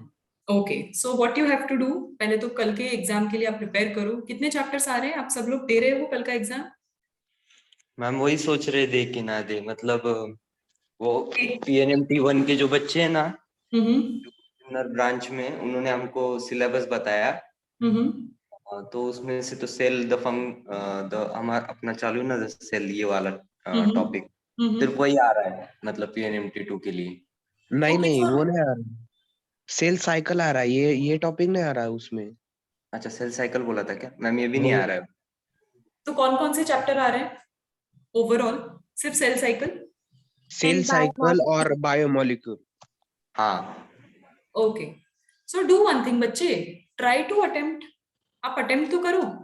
It's okay, आपके मार्क्स कम आएंगे और कुछ नहीं होगा. सेल साइकिल का एक काम करो आप, अगर आपके पास रिकॉर्डिंग है तो आप देख लो, नहीं तो सेल साइकिल बहुत इजी है. आप लोगों में से आई थिंक बहुत सारे बच्चों ने विटनेस किया था जब क्लासेस चल रही थी तब. Try to understand. अभी ये जो हम सेल का कॉन्सेप्ट पढ़ रहे हैं, इससे बहुत आपको हेल्प मिलेगी सेल साइकिल समझने में. तो आप वो करो. एंड देन आप बायोमोलिक्यूल्स में तो बहुत बेसिक है, केमिस्ट्री में थोड़ा बहुत आइडिया है बायोमोलिक्यूल्स का? नहीं मैम, बायोमोलिक्यूल नहीं पता, सेल साइकिल का है थोड़ा नॉलेज. ठीक है, तो ट्राई करो. 50-50 होगा, ऐसा तो नहीं है कि पूरा का पूरा सेल साइकिल होगा या पूरा बायोमोलिक्यूल होगा. Try to attempt the questions. Maybe physics chemistry के लिए आप दे दो, बायो के लिए नहीं. तो कम से कम एग्जाम का माहौल बना रहेगा और कुछ नहीं. आपको पता रहेगा कि वो 3 घंटे यूज कैसे करने हैं. मे बी 50 मार्क्स आएंगे, कितना कम आएगा, नेगेटिव चला जाएगा और क्या होगा. बट ट्राई करो, थोड़ा अटेम्प्ट करो और प्रैक्टिस रखो अपनी. फिर आपकी प्रैक्टिस छूट जाएगी फिर. आई अंडरस्टैंड, इसीलिए मैंने आप लोगों का जूलॉजी एंड बॉटनी अलग करवाया. PNMT 2 का आपका सिलेबस फास्ट करवाना है कुछ भी करके. तो दिसंबर तक, I hope so next week के एग्जाम तक आप लोग सारे प्रिपेयर हो जाओ. So do that, means try करो, आप अटेम्प्ट करो सारे एग्जाम्स. अगर कंफ्यूजन है, इट्स ओके, आपको आपका रियल लेवल पता है क्या है, चैप्टर नहीं पढ़ा इसलिए आपके मार्क्स कम आए, नॉट बिकॉज कि आप पुअर परफॉर्मर हो, दोनों में डिफरेंस है। नो मैं मार्क्स का टेंशन नहीं है, और टेस्ट तो हम देंगे ही, बस ऐसे टाइम वेस्ट ना हो, ऐसा बाकी कुछ नहीं। नहीं होगा बच्चे, एटलीस्ट आपके पास वो क्वेश्चन बैंक रहेगा। यस मैम, वो तो रहेगा। हाँ, तो वो हो जाएगा और आपको आइडिया हो जाएगा कि वो कैसे क्वेश्चंस आते हैं, क्योंकि ऐसा ना हो कि फिर महीने 2 महीने बाद अब दूसरा मेजर टेस्ट होगा, तब तक तो आपके सिलेबस हो चुका होगा काफी कुछ, तो उसमें टेंशन नहीं है। बट ये माइनर टेस्ट अगर आप मिस करोगे तो हो सकता है कि आपकी प्रैक्टिस छूट जाए। तो टाइम मैनेजमेंट वाली प्रैक्टिस कर लो और कुछ नहीं। मे बी फिजिक्स केमिस्ट्री अच्छा चला जाए आपका, उसका सिलेबस तो हो गया होगा ना। वही तो नहीं है मैम, मैम, दोनों का अभी एक भी चैप्टर नहीं हुआ। उसका भी एक दिन। मीन्स आपके किसी भी सब्जेक्ट का कोई भी चैप्टर मैच नहीं हो रहा है। Yes Yes, ma'am, actually yes. उनका क्या है, हमारा स्टार्टिंग का एक एक दो दो चैप्टर हुआ है, काइनेमेटिक्स मतलब फिजिक्स केमिस्ट्री भी, केमिस्ट्री का तो एक ही हुआ है, और उनका एक्चुअली दो दो चैप्टर हो चुका है, एटॉमिक स्ट्रक्चर हो चुका है, केमिकल बॉन्डिंग हो चुका है, तो उनको उसमें से आता है। पिछली बार में 90% वेटेज केमिकल बॉन्डिंग से आया था, जो हमारा स्टार्ट भी नहीं हुआ है, इसलिए कम मार्क्स भी आते हैं मैम, वही प्रॉब्लम। ओके ओके, सो एक काम करती हूँ, आप एक काम करो, take your call, I won't force anyone कि आप टेस्ट दो या ना दो। तो आप देख लो, आपको टेस्ट देना है 3 घंटे, ऐसा लगता है कि ओके सही है टेस्ट, कुछ ना कुछ स्कोर कर लेंगे, आप दे दो। बट अगर लगे कि टाइम वेस्ट है तो आप मत दो, कंप्लीटली आपकी चॉइस है। बट आप आपके मैनेजमेंट तक जरूर ये इशू रेज करो। रीजन ये है कि I am trying at my level, but what other subject people are doing, तो उसमें भी आपके मींस टॉपिक को कोप अप करने के लिए कोई ना कोई सोल्यूशन निकाला जा रहा है या नहीं। और आपके लिए हो सकता है सेंटर या लोकल लेवल पे, मींस हम टीचर्स मिलके भी आप लोगों का एग्जाम रख सकते हैं, नॉट नेसेसरी कि मुंबई से ही क्वेश्चन पेपर है, हम यहाँ से भी दे सकते हैं। बात तो वही होगी, आपकी प्रैक्टिस से मतलब है। तो ऐसे सोल्यूशंस आप देने की कोशिश करो, मैं भी अपने लेवल पे बात कर लूंगी फिर। तो इससे क्या होगा कि आपकी प्रैक्टिस नहीं छूटेगी। तो एटलीस्ट जो हो चुका है, सपोज 2-2 चैप्टर हो चुके हैं बायो या केमिस्ट्री या किसी और में, तो एटलीस्ट उनका टेस्ट हो जाए, राइट। तो वो टेस्ट हो जाएगा तो फिर आप लोगों का लेवल डिसाइड हो जाएगा कि आप किस लेवल में हो, क्योंकि फ्यूचर में 1 साल के बाद 12th के लिए बैच फिर से मर्ज होंगी, शफलिंग होगा, तो वहां पे फिर हो सकता है आप लोगों के साथ इनजस्टिस हो जाए, राइट। तो वो सही नहीं होगा, तो वो आप करने की कोशिश करो। अगर आप, क्योंकि बहुत दिनों से आप लोगों ने शायद कोई भी एग्जाम्स नहीं दिए, राइट, 1 महीना हो गया, तो 1 मंथ में मिनिमम वन एग्जाम तो बनता है, वैसे 2 एग्जाम्स आइडियली होना चाहिए। बट इस सिचुएशन में 1 एग्जाम मैनेज कर रहे हैं कैसे भी करके, और हर बार यही इशू हो रहा है कि आप लोगों का सिलेबस रह जा रहा है, एंड उसके पीछे रीजन ये है कि लेट स्टार्ट हुआ है बैच, और कोई रीजन नहीं है। बट एग्जाम का जो स्पीड है वो मुंबई के हिसाब से, तो विल डू वन थिंग, हम ट्राई करेंगे कुछ आपके लेवल पे करेंगे, कोई कोई एग्जाम कंडक्ट करवा देंगे एमसीक्यू। तो मैम PMT 1 और PMT 2 का अलग अलग एग्जाम नहीं हो सकता क्या? बच्चे क्या होता है ना, PNMT 1 एंड 2 ये हमने बनाया है, मीन्स नासिक के सेंटर ने बनाया है। रीजन ये है कि जो बच्चे पहले आए वो PNMT 1 में चले गए, जो एक 2 महीने लेट आए तो उन बच्चों की PNMT 2 बैच बन गई। तो इसीलिए सिलेबस भी तभी स्टार्ट होगा जब आप एडमिशन लोगे। टीचर क्योंकि आपको पहले चैप्टर से पढ़ाता है, ऐसा कर सकते थे कि उनका जो चैप्टर था वहां से भी स्टार्ट कर सकते थे, मैंने ऐसा ट्राई भी किया। बट बाद में आप ही बच्चों की इशू रेज होने लग गए कि आपको पुराने टॉपिक समझ में नहीं आ रहे, तो हर क्लास में हमेशा पुराना टॉपिक रिवाइज कराना पड़ता है, तो टीचर के पास भी टाइम नहीं है, प्लस आपकी स्पीड भी नहीं हेम्पर होनी चाहिए, तो ये बात हो जाती है। और क्वेश्चन पेपर जो है वो यूनिवर्सल है, यानी पूरे इंडिया में जितने पेस के सेंटर्स हैं सबका क्वेश्चन पेपर एक ही बनेगा। तो जस्ट बिकॉज आपका सेंटर थोड़ा लेट स्टार्ट हुआ है, मीन्स आपका बैच, तो आपके लिए नया क्वेश्चन पेपर वो बनाएंगे नहीं। हाँ, ये कर सकते हैं कि लोकली हमारे लेवल पे हम कर सकते हैं, लाइक हर सब्जेक्ट के टीचर आपके लिए एक छोटा सा क्वेश्चन बैंक बना सकते हैं जिसमें कि आप अपना एग्जाम दे सकते हो, ये कर सकते हैं। कितने बच्चे होंगे, आई थिंक PNMT 2 में 30 बच्चे होंगे टोटल मिला के, तो वो 30 बच्चों के लिए कर सकते हैं। बट वही हो जाएगा, वो काम कौन करेगा, पेपर चेक कौन करेगा, क्योंकि ये तो OMR शीट्स होती है या फिर ऑटोमेटिक सबमिट हो जाता है सारा मार्क्स और सब कुछ कंप्यूटर जनरेटेड है, तो किसी को मेहनत नहीं करनी है। तो ये बात है, तो बहुत सारे प्रॉब्लम्स आ जाते हैं। सो एक ही लोड है, फिर वो आपका और मेरा लोड है कि कुछ भी करके स्पीड अप करो और सिलेबस कंप्लीट करवाने की कोशिश करो कि नेक्स्ट एग्जाम जो होगा आफ्टर 2 वीक्स तब आपके सारे वो चैप्टर्स पूरे हो जाने चाहिए, ऐसा है। ये एक ऑप्शन है। बाकी मैं ट्राई करूंगी, और कोई सब्जेक्ट नहीं, मेरे बायोलॉजी का आप टेंशन मत लो, मैं ऑफलाइन वैसे भी सब आप लोगों से मिलती हूँ, कोई भी सेशन में आराम से लेके आपका वो exam form means exam session में मैं कर सकती हूँ, मुझे आपके पेपर चेक करने में भी कोई प्रॉब्लम नहीं है, आई can do that. Yes ma'am, फिर बायो का ऑफलाइन एग्जाम अच्छा रहेगा? हाँ, आपका अगर किसी दिन बायो की बोर्ड क्लास है, उस बोर्ड क्लास में हम एक्चुअली 1.5 घंटे का, वैसे भी 3 घंटे का है टाइम, तो 1.5 घंटा बायो के लिए ही होता है, हम 1.5 घंटे का आपका एग्जाम शेड्यूल कर देंगे। तो बोर्ड की क्लास ना लेते हुए मैं आपका एग्जाम ले लूंगी एक, तो आपका रिविजन भी हो जाएगा ओवरऑल। और आप उसमें आप फिल करना है फिल करो, OMR टाइप होगा आप फिल करो, या ABCD लिखो आपके ऑप्शंस, मेरे पास आंसर की रहेगी, मैं आप लोगों का पेपर चेक कर लूंगी, ऐसा कर सकते हैं। तो सिन्नर के बच्चे स्पेशली जो है उनके साथ भी कर सकते हैं, और बाकी जो सिटी के PNMT 2 के बच्चे हैं उनके साथ भी हम सेम कर सकते हैं।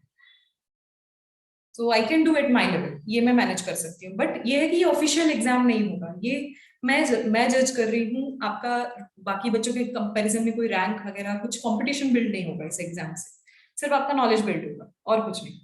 हमें ये एग्जाम इसलिए करवा रहे हैं क्योंकि हमें कंपटीशन बनाना है, आपको आपकी रैंक पता चलेगी तो आपको मोटिवेशन मिलेगा कि नेक्स्ट टाइम ये चाहिए, ये रीजन है और कुछ नहीं। Okay, take a decision, don't be upset about it, take a decision कि कल का एग्जाम देना है या नहीं। अगर लगे कि कोई भी सब्जेक्ट का कोई चैप्टर नहीं हुआ है, आपका टाइम वेस्ट हो रहा है, तो मत दो, बेटर आप पढ़ाई करो। मैं मेरे लेवल पे आपका थोड़ा स्ट्रिक्ट रिविजन एंड एग्जाम रखती हूँ, ताकि आप नेक्स्ट टाइम जो मेन टॉपिक वाइज टेस्ट होगा मुंबई का, उस टाइम पे आप अच्छे से प्रिपेयर कर सको। ये एक चीज कर सकते हैं, चलेगा? ये मीन्स ये ऑप्शन सही है आप लोगों के लिए? Yes. Ma'am. Yes, yes ma'am. Ma'am, Yes, yes. ma'am. ठीक है, फिर देखते हैं। आई विल स्टार्ट मेकिंग 1 या 2 मैं क्वेश्चन बैंक आप लोगों के लिए बनाती हूँ। नेक्स्ट टाइम हम जब भी मिलेंगे, मीन्स एक थोड़ा सिलेबस हो गया, जैसे ये वाला यूनिट है मेरा सेल साइकिल एंड बायोमोलिक्यूल्स, ये यूनिट जैसे ही मैं आपका करवा दूंगी तो मैं भी थोड़ी सेटिस्फाई हो जाऊंगी, तो मैं आपका ह्यूमन फिजियोलॉजी स्टार्ट कर पाऊंगी। नवंबर में मेरा टारगेट है आपका ये 3 चैप्टर तो करवाना है कुछ भी करके।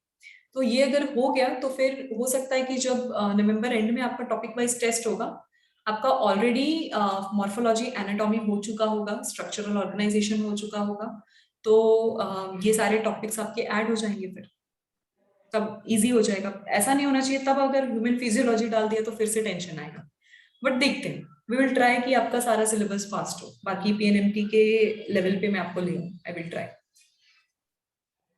ओके देन, चलो all the best for tomorrow's exam, जो भी बच्चे देने का प्लान कर रहे हैं। बाकी everyone please read till endomembrane system, कि एंडोमेम्ब्रेन सिस्टम क्या है, उनके फंक्शंस। उसके बाद हमारा रह गया है ये 3 ऑर्गेनल्स का डिटेल डिस्क्रिप्शन, ये आपको बताना रह गया है। उसके बाद ये पर्टिकुलर चैप्टर खत्म हो जाएगा। सो this is the only point, अभी तक जो था वही टफ पॉइंट था, अब सब कुछ इजी है इस चैप्टर में, और ये चैप्टर आपको पता चल गया तो आपका cell cycle and cell division भी बहुत इजी हो जाएगा। ओके, चलो bye everyone, take care, let's meet on Tuesday. Bye ma'am. Bye, ma'am.